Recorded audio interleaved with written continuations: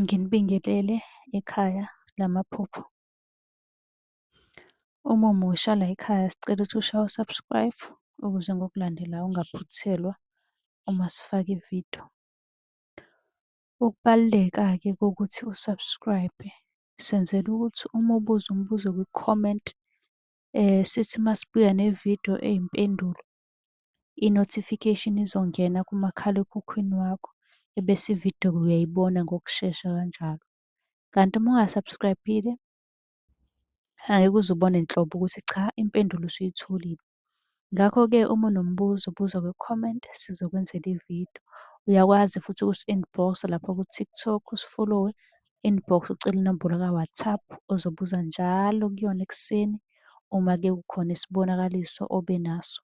Nokubaluleka nje kokuthi-ke uwazi ukuthi ngabe lokho osuke ukuphuphile kubika ukuthini.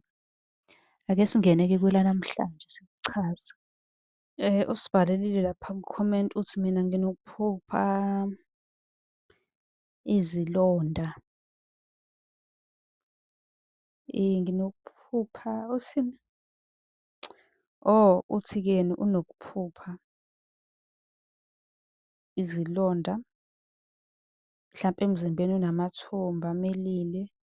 Ngabe lokho kusho ukuthini? Lelo phupho-ke alikho lihle njengoba nje nawe usho ukuthi uphuphe lokho akukho kuhle vele akekho okuthandayo.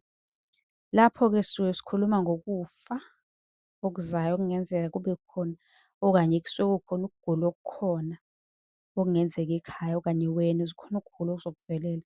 Kwesinye isikhathi uyaliphupha nje lelo phupho uthole ukuthi vele nje ulele phansi uyay'gulela, uyabo? Kwesinye isikhathi kusuke kuyinhlupheko, inhlupheko nje ezoza maduzane. Besicela-ke nawe uma unombuzo ubuze kwi-comment ukuze sizokwazi ukuthi-ke sikwenzele eyakho ividiyo nawe ngokubalulekile ngoba sonke sibalulekile.